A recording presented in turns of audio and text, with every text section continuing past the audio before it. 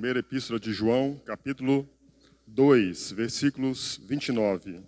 Graças te damos, ó Deus, rendemos graças ao teu poderoso nome, pela liberdade de cultuarmos ao Senhor na nossa nação. Te agradecemos pela liberdade, Senhor, de culto, pela liberdade de adorarmos ao Deus único e verdadeiro. Agradecemos ao Senhor por tudo isso. Agora, Senhor, na leitura e na meditação da tua palavra, Senhor, o que mais necessitamos é que o Espírito Santo possa trazer a palavra escrita aos nossos corações e que possamos entendê-la, Senhor, e aplicarmos dia a dia diante das nossas vidas, para vivermos uma vida santa, uma vida irrepreensível na tua presença. É o que nós oramos nessa noite. Dá-nos o entendimento da tua palavra, Senhor. Oramos no precioso nome do Senhor Jesus Cristo. Amém. 1 João, capítulo 2, versículo 29. Se sabeis que ele é justo, reconhecei também que todo aquele que pratica a justiça é nascido dele. Capítulo 3. Vede que grande amor nos tem concedido o Pai, ao ponto de sermos chamados filhos de Deus. E, de fato, somos filhos de Deus. Por essa razão, o mundo não nos conhece, porquanto não o conheceu a ele mesmo. Amados, agora somos filhos de Deus, e ainda não se manifestou o que havemos de ser. Sabemos que, quando ele se manifestar, seremos semelhantes a ele, porque havemos de vê-lo como ele é. Meditaremos sobre o tema Filhos de Deus. Temos estudado a epístola de 1 João, tem sido uma exposição da epístola, não tem sido frequente, semanalmente, mas, como o Senhor tem nos permitido, temos estudado, então, e temos feito a exposição dessa epístola, dessa valiosa epístola do amado servo do Senhor, do apóstolo João, conhecido como o apóstolo do amor. Aqui, a partir do versículo 29 de 1 João, capítulo 2, nós temos, por assim dizer, um argumento mais profundo, um argumento mais nobre do apóstolo a respeito de tudo aquilo que ele tem para escrever aos seus leitores, aos irmãos daqueles dias. E certamente para todos nós, que somos também filhos de Deus, se nós nos lembrarmos, uma vez que já tem um tempinho que nós não temos falado dessa epístola, qual o objetivo de João ao escrever essa carta? Qual o objetivo do apóstolo ao escrever essa epístola? No versículo 4 do capítulo 1, ele diz que a vontade dele é que a alegria dele fosse completa. Mas não somente a alegria de quem está escrevendo a epístola. A alegria dele, daqueles que estão próximos a ele e de todos os filhos de Deus. É a vontade do apóstolo, é a vontade de Deus. Uma alegria constante no Senhor. Esse é o objetivo, uma alegria completa.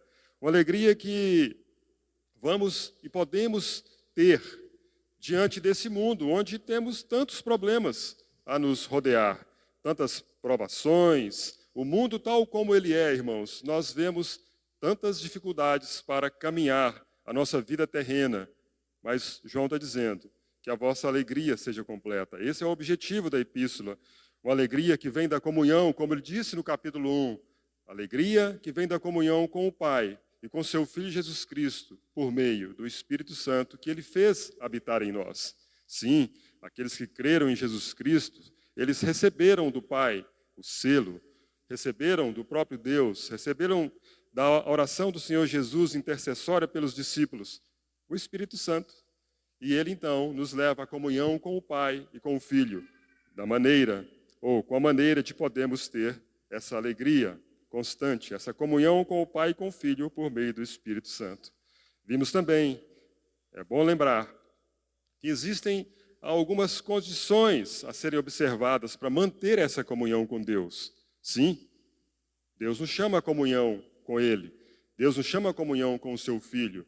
Condições devem ser observadas para se manter essa comunhão. Já estudamos elas.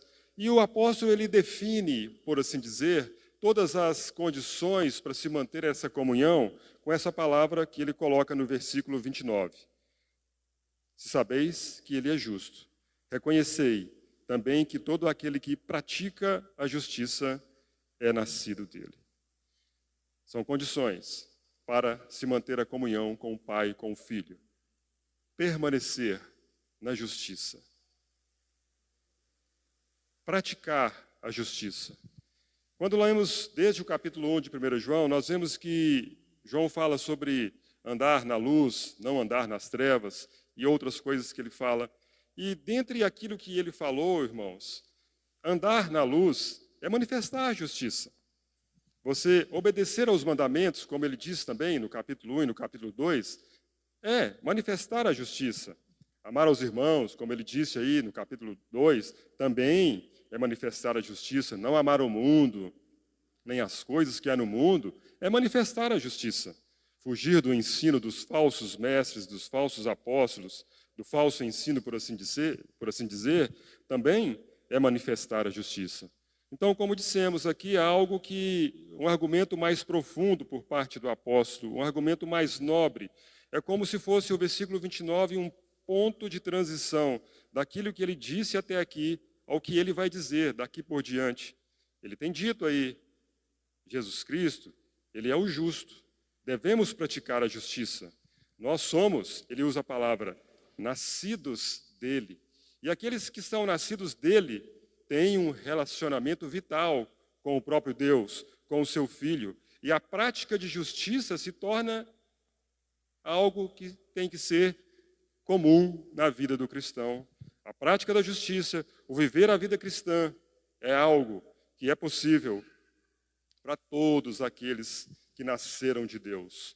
Os homens que não nasceram de novo, que não são chamados filhos de Deus, eles têm a prática de boas obras, prática de boas condutas, uma prática da moralidade, a prática da ética, mas não são chamados filhos de Deus. A Bíblia não chama eles de filhos de Deus. E sim, aquele que pratica a justiça, diz aí, é nascido dele. E no capítulo 3, então, ele começa com algo maravilhoso, esplendoroso, a respeito daqueles que creram, daqueles que nasceram de Deus. Vede que grande amor nos tem concedido o Pai, ao ponto de sermos chamados filhos de Deus. E, de fato, ele diz aí, somos filhos de Deus, não somente chamados, nós somos filhos, de fato, de Deus. Estamos numa posição, nós estamos num relacionamento, nós temos direitos a certos privilégios como filhos de Deus, nós estamos em um status. E nesse status, nós temos direitos a certos privilégios. Alguém poderia indagar, lendo a Bíblia, ou lendo a Epístola de João, ou poderia, como existe no mundo, alguns questionamentos. E a paternidade universal de Deus?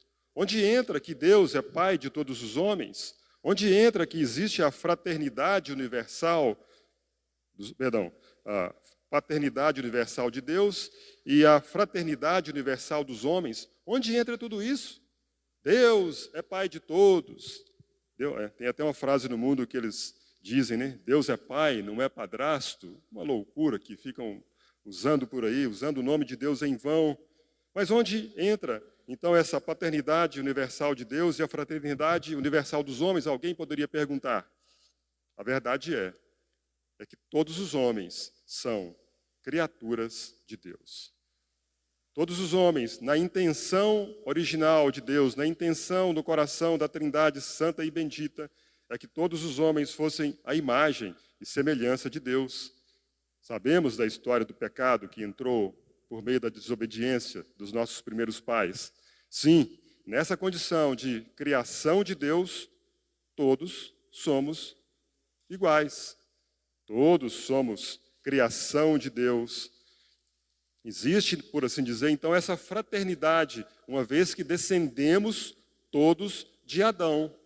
Mas agora dizer que todos são filhos de Deus é irmos contra a palavra de Deus. Certa vez o Senhor Jesus, ensinando os seus discípulos, ele foi muito claro, ou melhor dizendo, ensinando para os seus discípulos, e estando perto dos judeus, questionando ele a respeito da sua obra, do seu ministério, da sua divindade, ele disse, vós tendes por vosso pai o diabo, ou seja, o diabo é o pai de alguns.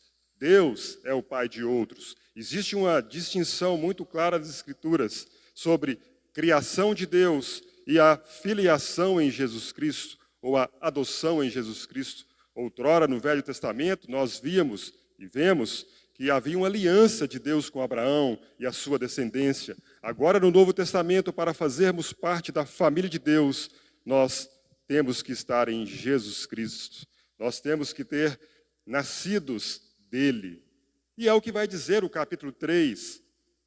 Vai, de fato, 1 João capítulo 3, vai fazer a distinção muito clara dos filhos de Deus e dos filhos do diabo. Então nós temos em Romanos 8,15, nós somos filhos de Deus por adoção em Jesus Cristo. Mas os homens em toda a terra são irmãos. Na criação de Deus, na história da criação. Pronto. A Bíblia é muito clara sobre isso. Existe a criação de Deus e a filiação em Jesus Cristo. João, então, agora, ele começa no capítulo 3 e ele vai dizer: vede que grande amor nos tem concedido o Pai, ao ponto de sermos chamados filho de Deus.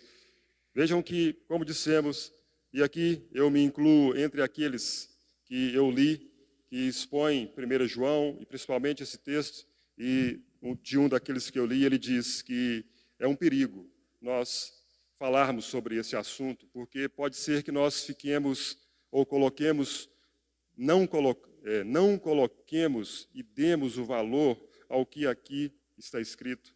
Por assim dizer, é como se nós não tivermos, como nós não temos uma capacitação total de entrar em toda essa verdade, dessa grandiosidade que está nos escrita no versículo 1 e no versículo 2, sobre, de fato, sermos chamados filhos de Deus. Isso se dá pela nossa indignidade, pela nossa vileza, pelo pecado que habita em nós, mas nós não podemos deixar de falar ou de comentar aquilo que está escrito. Então, certo irmão disse que quando ele chegou nesse versículo 1 e 2 do capítulo 3 de 1 João, ele ficou assim um pouco extasiado, como que não tivesse qualificação para falar, porque é uma grandeza tamanha. Mas o que está dizendo aí para nós, graças a Deus, pela revelação do Espírito Santo, e mesmo cada um de nós sendo limitado no nosso entendimento, porque é o próprio Deus, por meio do Espírito Santo, que tem que abrir e nos dar largueza com relação a essa filiação em Deus, que Deus é o nosso Pai, o Criador do universo, aquele que habita as mais altas alturas, aquele que é o alto, sublime, o eterno, o santo, ele se tornou o nosso Pai. Ele se tornou o nosso Deus. E é isso que João está dizendo. Vede que grande amor nos tem concedido o Pai, ao ponto de sermos chamados filhos de Deus. Nós partilhamos, diz João, da natureza de Deus. E aqui, irmãos, nós devemos entender um pouco sobre a questão de natureza de Deus e essência de Deus. Na essência de Deus, o homem não entra. Deus é Deus e ninguém vai ser igual a Ele. Ninguém pode querer ser igual a Deus na sua essência. Mas Ele partilha conosco, com os seus filhos, da sua natureza. E a sua natureza é uma natureza santa. Ele é santo, santo, santo. E quer que nós sejamos santos, santos, santos, puro, que busquemos a santidade. Nós temos a vida de Deus em nós, partilhamos da natureza de Deus. Aqui poderíamos dizer aquilo que Pedro, ele diz na sua segunda epístola, capítulo 1, versículo 4. Nós somos co-participantes da natureza divina.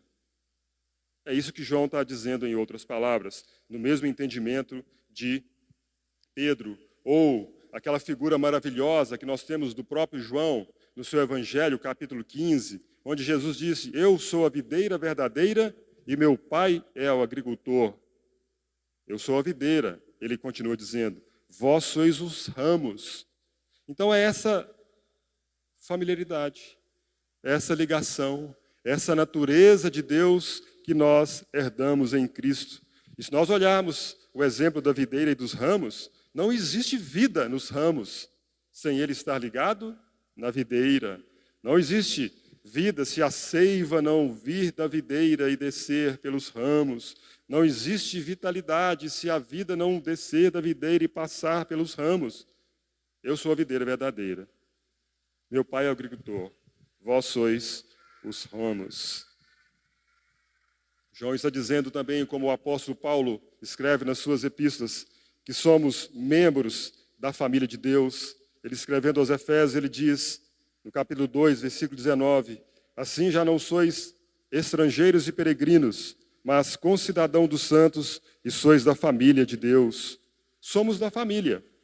Estamos nesse relacionamento com Ele por causa da obra do Senhor Jesus Cristo. Nós somos da sua casa, por assim dizer, ou como também Paulo escreve aos Romanos, ora, se somos filhos, somos também herdeiros, herdeiros de Deus e co-herdeiros de Cristo.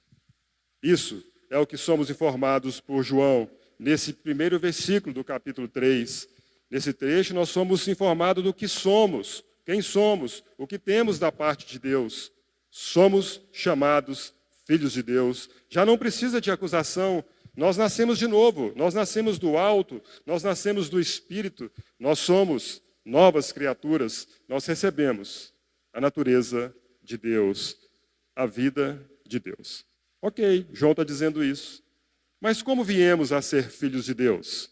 Poderíamos perguntar, como que as pessoas vêm ou se tornam filhos de Deus? E vejam como João é cuidadoso, ou como o próprio Deus, por meio do Espírito Santo, usando João, ele é cuidadoso em trazer isto. Diz o versículo, vede que grande amor nos tem concedido o Pai. Concedido, prestem atenção nessa palavra. João poderia, ou Deus, não apenas mostrou o seu amor, revelou o seu amor, manifestou o seu amor, indicou o seu amor. Não, está dizendo aí que ele nos concedeu. É da parte de Deus essa concessão. Nos concedeu em seu amor. Por assim dizer, é como se Deus colocasse o amor dele em nós, infundisse o amor dele em cada um de nós, implantou a si mesmo dentro de nós, porque a característica de Deus é amor. Deus é amor, diz João. A resposta é que Deus colocou a sua vida em nós. E a natureza desse Deus está em nós. Ele é santo, sim, ele é amor, colocou tudo em nós. Vejam que, numa analogia natural, o filho, ele parece-se com o pai, ele expressa o pai. Romanos 5,5 diz que o amor de Deus é derramado nos nossos corações pelo Espírito que nos foi outorgado, pelo Espírito que nos foi dado. Mas João continua dizendo, o mundo não nos conhece. Ele diz isso. Olha, sim, vocês são chamados filhos de Deus, e de fato somos filhos de Deus. Por essa razão o mundo não nos conhece, porquanto não o conheceu a Ele mesmo. Sim, não se perturbem se vocês disserem que são filhos de Deus, que não vai haver uma contraposição contra vocês, que vão se levantar contra vocês para dizerem alguma coisa contra essa loucura que entrou na mente de vocês, essa lavagem cerebral que fizeram com vocês. Por essa razão, o mundo não nos conhece, diz ele, porquanto não conheceu a Ele mesmo. O mundo não compreende isso. A sua família, se não nasceu de novo, não compreende isso. Os seus pais, quando você disse que converteu, se eles não eram cristãos e de repente você chegou com uma Bíblia em casa, eles olharam atravessado para você. Eita, Bíblia, crente, o que é isso? O que estão fazendo com o meu filho? O mundo não compreende isso. Para eles é um mistério. O mundo ridiculariza tudo isso, porque, diz João, não o conheceu. O mundo diz, vocês se dizem filhos de Deus? Você, com essa vida sua, se diz filho de Deus? Você diz que tem em você uma natureza divina? É isso? Eu te conheço. Conheço os seus pais. Conheço os seus irmãos. O mundo diz, vocês se dizem diferentes? Vocês se dizem separados? O mundo diz, fora com isso. Vocês são todos iguais a nós. Não nasceram de novo, não nasceram do alto, não têm o entendimento. João diz, não se perturbem. Assim como o mundo, naqueles dias, não conheceu o Senhor Jesus, não vão conhecer vocês. O mundo disse dele, esse aí é filho de José, de Maria. Esse aí é um carpinteiro da Galileia. Esse aí é aquele louco que dizem, eu e o Pai somos um. De onde ele tirou isso? Conhecemos os seus irmãos, conhecemos as suas irmãs. Não conheceram a sua divindade. Não conheceram que de fato ele era e é o Filho de Deus. Assim como nós hoje somos filhos de Deus por meio da adoção em Jesus Cristo, o Evangelho de João é muito claro e graças a Deus por isso, a todos quanto o receberam, deu-lhes o poder de serem feitos filhos de Deus, a saber os que creem no seu nome. É o direito nosso agora, é esse direito de dizermos e apropriarmos e falarmos claramente, somos filhos de Deus, mas o mundo não nos conhece. Nossos pais, se ainda não nasceram de novo, não nos conhecem. Os colegas de trabalho não nos conhecem. Como não conheceram o Senhor Jesus naquele dia. O mundo não sabe que em nós agora foi plantada uma nova natureza. Outrora andávamos conforme a vontade da carne e dos pensamentos, mas eles não sabem o que habita em nós. Eles não entendem essa coisa de Deus, de Jesus Cristo, do Espírito Santo. Não. Como diz Paulo em 1 Coríntios 2,14, o homem natural não aceita as coisas do Espírito de Deus, porque eles são loucura. Não pode entendê-las, porque elas se discernem espiritualmente. Não vão entender se não nascerem de novo. Mas graças a Deus, quando as pessoas nascem de novo, elas dizem, por que eu não converti na época que aquela pessoa converteu? O mundo não o conheceu. Então diz João aí, vede que grande amor nos tem concedido o Pai. Como dissemos, a expressão de João é grande amor. Vede que grande amor. Poderia ter um ponto de exclamação como aquele Salmo 133. Como é bom e agradável viverem unidos os irmãos. Vede que grande amor. Como ele não dá conta de expressar a grandeza, ou melhor, o tamanho, né? Ele usa essas palavras, grande amor. Vejam que grandeza, que maravilha. A qualidade desse amor. A nós cabe admirar esse amor. A nós cabe contemplar, maravilhar, pasmar.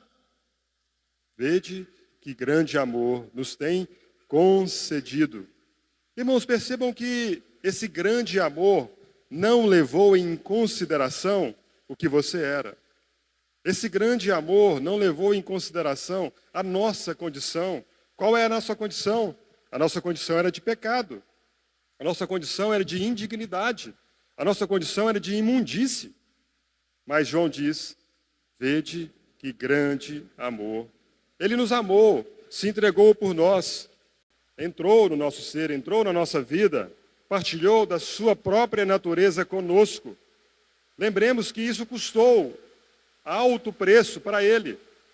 Custou, na verdade, primeiramente, alto preço para Deus. Deus teve que enviar o seu único filho para este mundo. Ali havia uma reunião, havia uma comunhão, havia os laços da Trindade Santa e Bendita, e não se perderam e não vai perder nunca. Mas lembremos que custou a vinda do Senhor Jesus a este mundo. Por isso João diz, vede que grande amor. Os irmãos se lembram do seu evangelho, o verbo se fez carne, habitou entre nós, cheio de graça e de verdade, e vimos a sua glória, glória como do unigênito de Deus. Os homens amaram mais as trevas do que a luz. E ele, João, está dizendo, vede que grande amor. Sim, custou ao Senhor Jesus entrar neste mundo. Custou ao Filho de Deus entrar neste mundo por 33 anos. Já perceberam isso? Ou vocês acham que o mundo é uma maravilha? Que o mundo é uma beleza? Ele era Deus, ele é Deus. Ele sabia o que tinha no coração dos homens. Ele sabia o que se passava na mente humana. Ele sabia de todos os pecados que os homens estavam carregados, que os homens tinham dentro de si, os seus adultérios, os seus assassínios, os seus assassinatos, né? Como ele diz, do interior do homem procede os maus desígnios. Ele conhecia toda a natureza humana. Ele veio a este mundo, mesmo sabendo da contradição que ele iria encontrar de todos os homens. Custou isso ao Filho de Deus. Mas João diz, Vede que grande amor.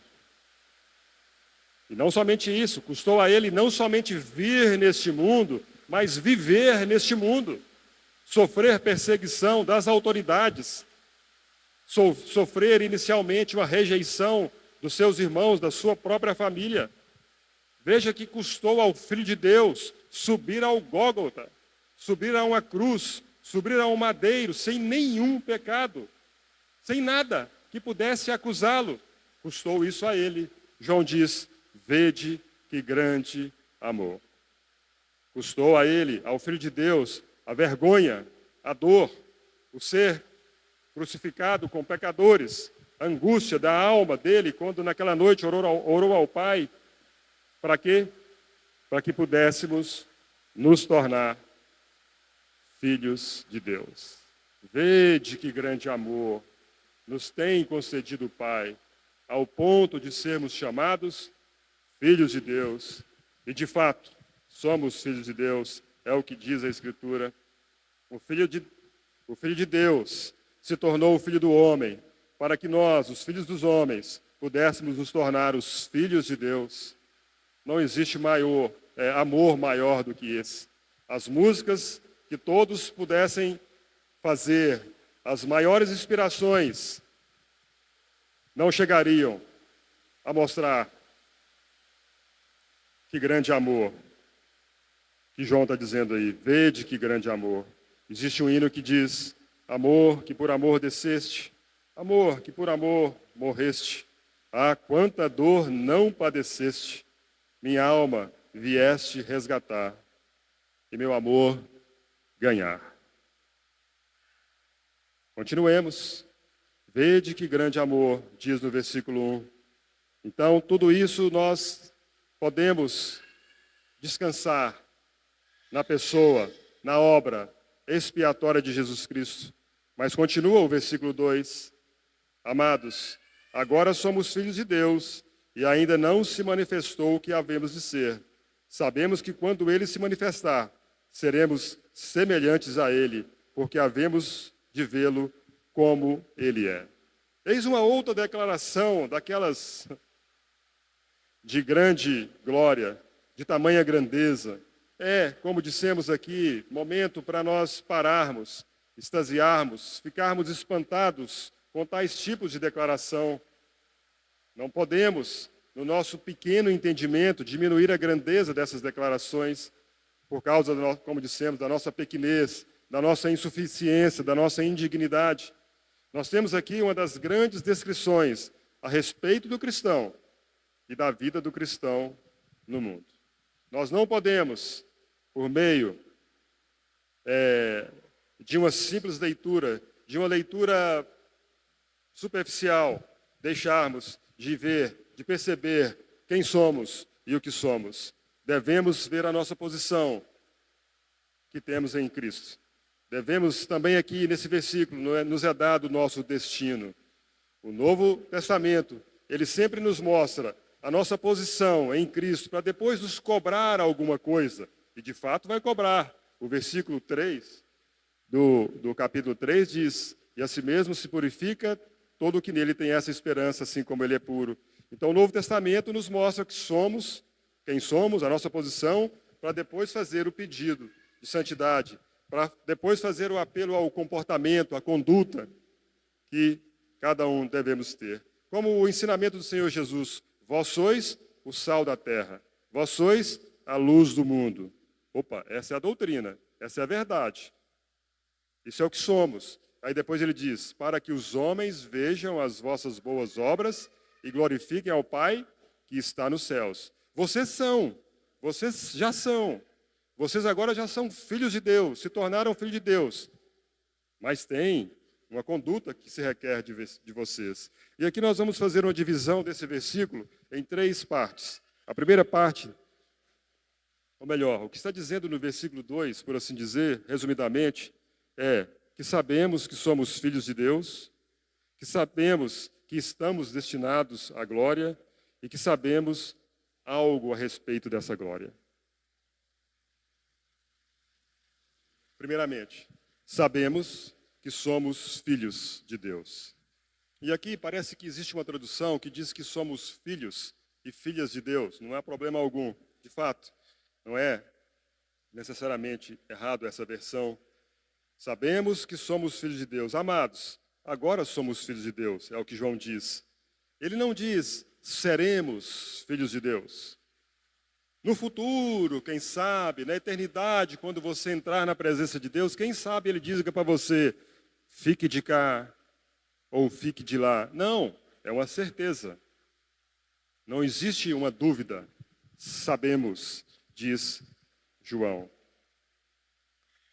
Não existe nenhuma sombra de dúvida.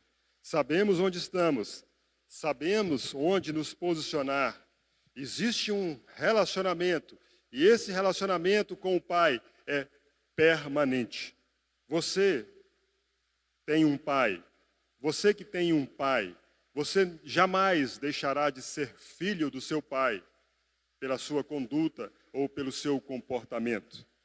Embora a sua conduta e o seu comportamento podem trazer vergonha ao pai, tristeza ao pai. Por isso, os pais, muitas vezes, quando os filhos vão viajar, quando os filhos vão mudar, quando os filhos vão se representar, eles chamam os filhos e dizem, você sabe de família, de que família você é. Você leva consigo o nome da família, e aí então põe o nome da família. Você sabe quem é o seu pai. Existe um relacionamento fixo e permanente, tanto agora quanto na eternidade. Essa posição não mudará. Pode ser que a conduta e o comportamento entristeça os pais. Vocês se lembram do filho pródigo e o filho mais velho?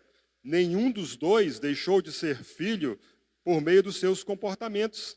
Existia o pai, e o pai ali uma figura, podemos colocar a figura de Deus, um pai que ama o filho, que cuida do filho, que se preocupa do filho, que não quer que o filho se desvie, que não quer que o filho vá para o mundo, gastar a sua riqueza com as mulheres, com as prostitutas, com tudo que o mundo tem. Não, essa não é a vontade do pai. Mas um filho quer isso. Um filho quer pegar a herança e sair. Vejam que o comportamento daquele filho, a sua conduta, não fez dele, ou não fez com que ele deixasse de ser filho. Teve consequências drásticas. Ele poderia ter morrido longe do pai. Sim, poderia ter tido tantas coisas que não voltasse à casa do pai. Mas tanto que ficou, tanto que saiu, não deixaram de ser filhos. Sabemos que somos filhos de Deus. Mas que indicações eu tenho que eu sou filho de Deus? Poderíamos perguntar.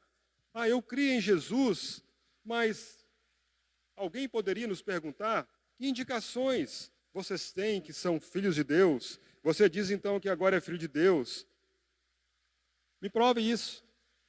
Mas a verdade, o que nós temos e que nós sabemos, é que nós temos ciência, nós temos o entendimento de uma nova vida que entrou em nós. Nós não sabemos explicar. Não conseguimos entender ou dar razão, mas sabemos que existe uma nova vida, uma nova natureza em nosso interior. Como Paulo escrevendo aos Gálatas, logo já não sou eu quem vive, mas Cristo vive em mim. Mas como que é isso? Sim, essa é uma indicação que somos filhos de Deus. Eu, mas não mais eu. Cristo, uma nova natureza, uma nova vida, uma outra pessoa, um novo mover, uma nova vida no nosso interior. São indicações que somos filhos de Deus.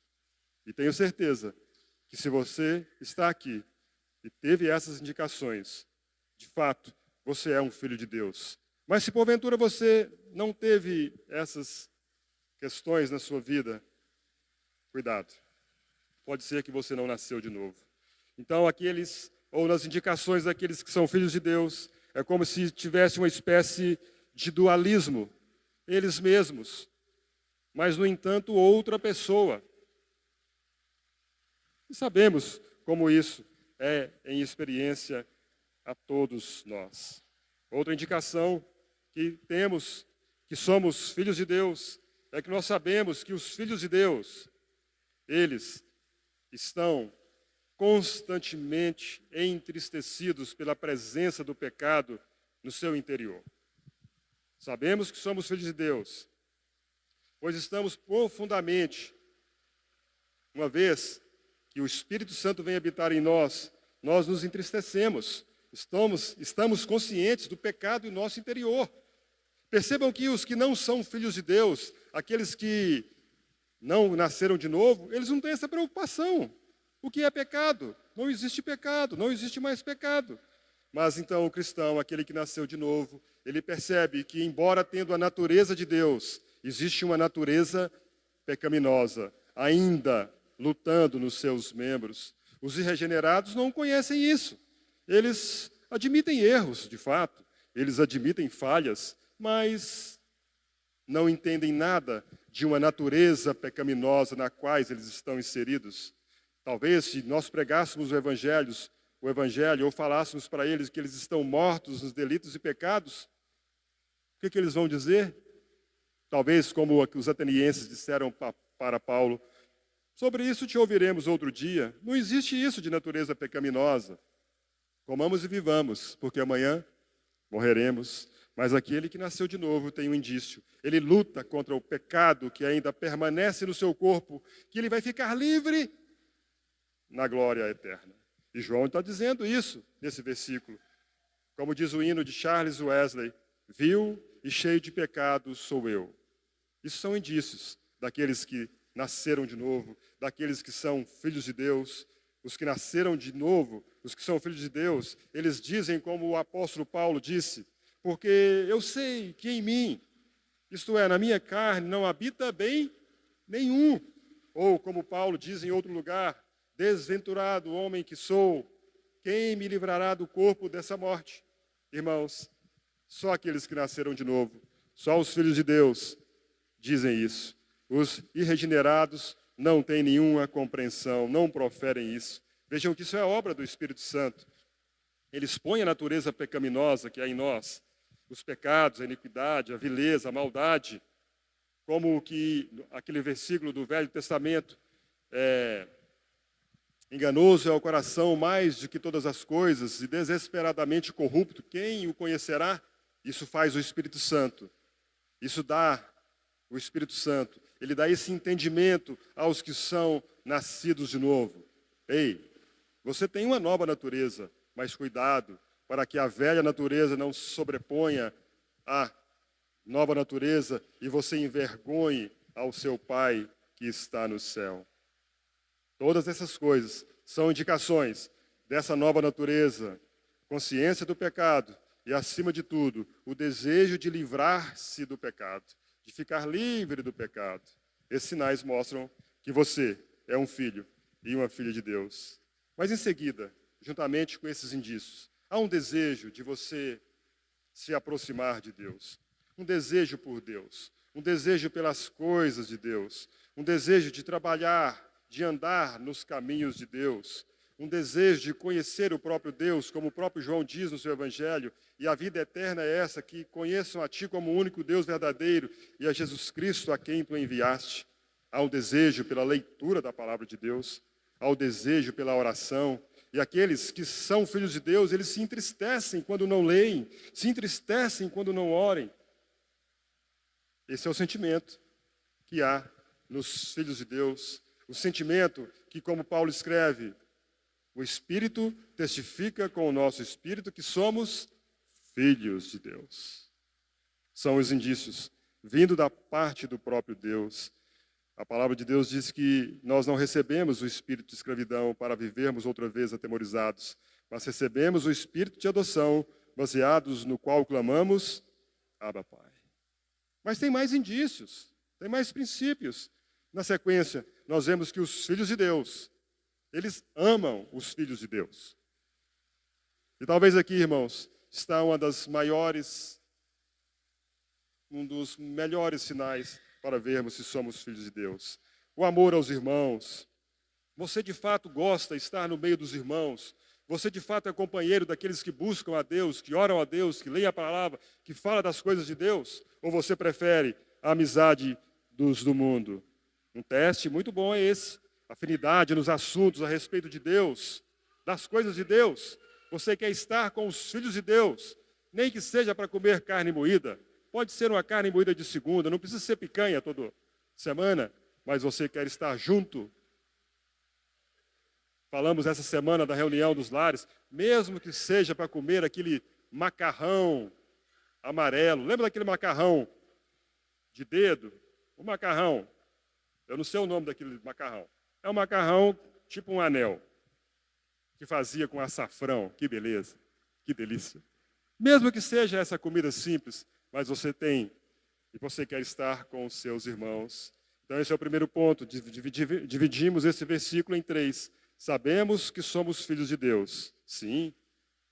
Mas também disso aí, na segunda divisão, sabemos que fomos destinados à glória. Amados, diz aí. E aí continua. E ainda não se manifestou o que havemos de ser. Sabemos um pouco do que irá nos acontecer, sim, mas não sabemos tudo. Aqui, neste mundo, nós estamos como que num estado de humilhação, mas no futuro estaremos no estado de glorificação, porque estaremos com Ele na glória. Diz João, ainda não se manifestou o que havemos de ser. O Senhor Jesus é o nosso exemplo. O Senhor Jesus é o nosso modelo. Ele partiu ou passou do estado de humilhação para o estado de glorificação. E assim também seremos nós. Os irmãos se lembram, João escrevendo no seu evangelho, no estado de humilhação do Senhor Jesus, ele diz assim, veio para o que era seu, e os seus não o receberam. Isso não é humilhação?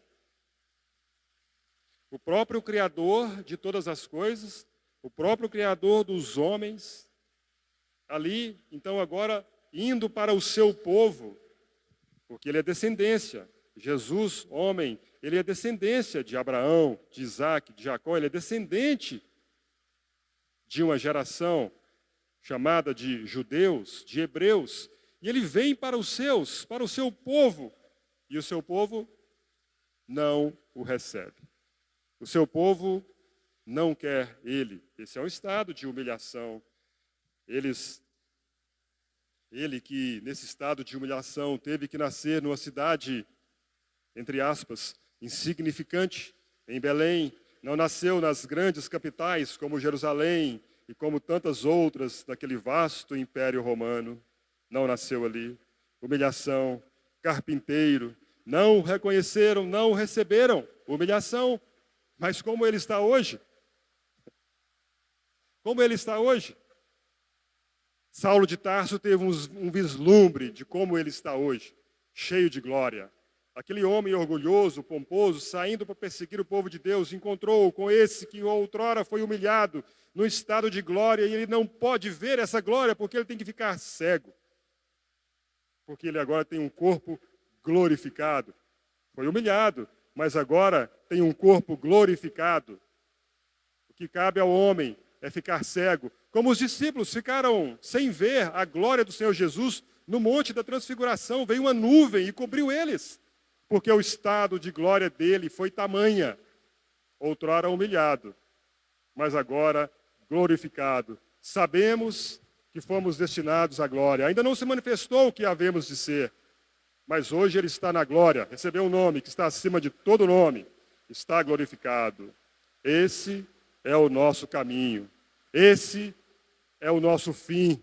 E o próprio João diz no seu evangelho, não se turbe o vosso coração, né? Jesus dizendo no evangelho, não se turbe o vosso coração, credes em Deus, crede também em mim, na casa de meu pai há muitas moradas, vou vos preparar lugar, e quando eu for e preparar lugar, voltarei e vos levarei para mim mesmo, seremos como ele. Os cristãos sabem disso, como diz Paulo, porque eu estou bem certo de que nem morte, nem vida, nem anjos, nem principados, nem coisas do presente, nem do porvir, nem poderes, nem altura, nem profundidade, nem qualquer outra criatura poderá separar-nos do amor de Deus que está em Cristo Jesus, nosso Senhor.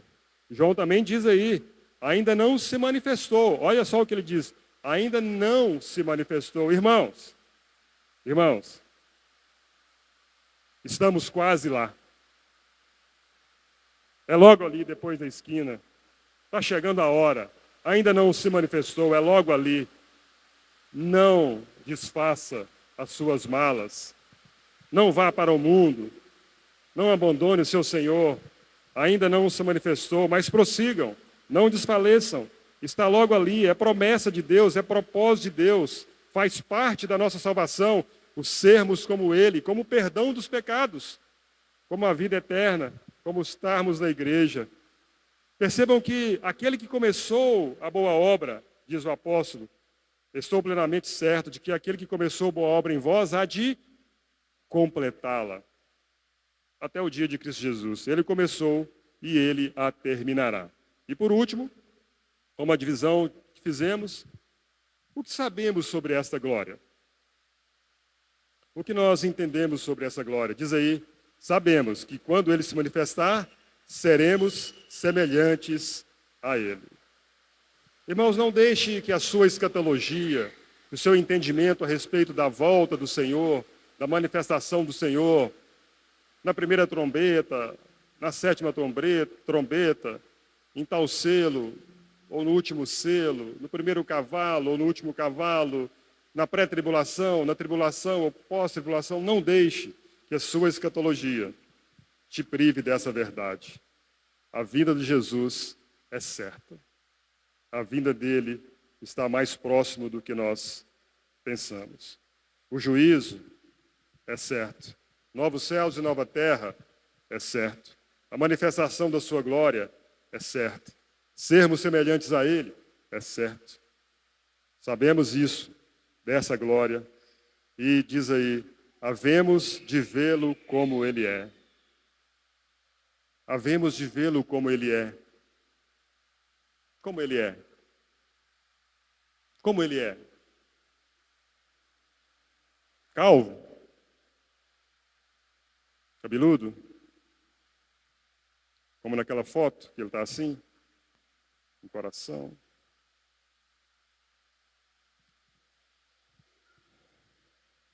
Pedro diz assim, a quem não havendo visto, há mais. Hoje nós não vemos.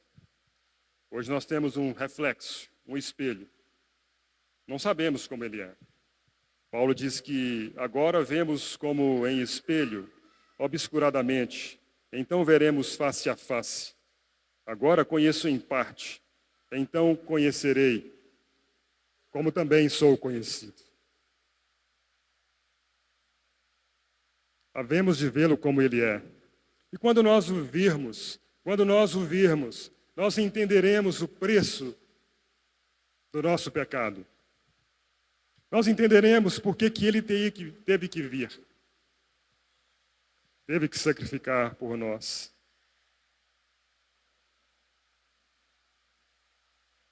Seremos como ele. Seremos semelhantes a ele. Veremos ele. O homem não consegue ver a Deus. Moisés quis ver a Deus. E ele simplesmente ficou atrás de uma pedra, numa fenda, e Deus teve que passar de costas. Seremos semelhantes a ele. Essa é a doutrina da ressurreição dos nossos próprios corpos. A glorificação do povo de Deus. Vamos vê-lo, sim, vamos vê-lo, sim. Seremos como ele? Seremos, sim. Seremos iguais a ele, como diz o apóstolo, conformes à imagem do seu Filho. Nós seremos conformes à imagem do seu Filho. Aqui neste mundo, o Espírito Santo já começou esse trabalho de santidade em cada um de nós. E concluindo, 1 Coríntios capítulo 15, versículos 51 e 52, diz assim, eis que vos digo um mistério.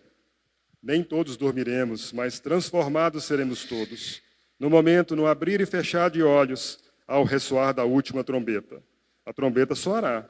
Os mortos ressuscitarão incorruptíveis. E nós seremos transformados. Um corpo de pecado. Uma natureza que lutamos contra o pecado. Temos lutado para fazer morrer a nossa natureza terrena. receberemos um corpo glorificado, seremos transformados. João está dizendo isso. Que visão. É como se pudéssemos dizer, que visão. Eu, pequeno, insignificante, falível, pecaminoso, indigno, serei como ele. Quanto temor deveria gerar isso em cada um de nós, sabendo de tudo isso? Tito diz assim: vivamos no presente século sensata, justa, piedosamente, aguardando a bendita esperança e a manifestação da glória do nosso grande Deus e Salvador, Cristo Jesus. Que Deus nos abençoe. Que Deus abra o nosso entendimento por meio do Espírito Santo para compreendermos todas essas verdades e andarmos nelas. Sermos daqueles que, como aqueles valentes de Davi, que empunhavam a espada e lutavam e viviam com aquela espada na mão, com aquela verdade, né? Colocando-se no Novo Testamento, com essa verdade sobre cada um de nós, quem você é, o que você é, a sua eternidade com Deus, você vai vê-lo, ser como Ele. Vivamos então, santa, justa e piedosamente. Amém.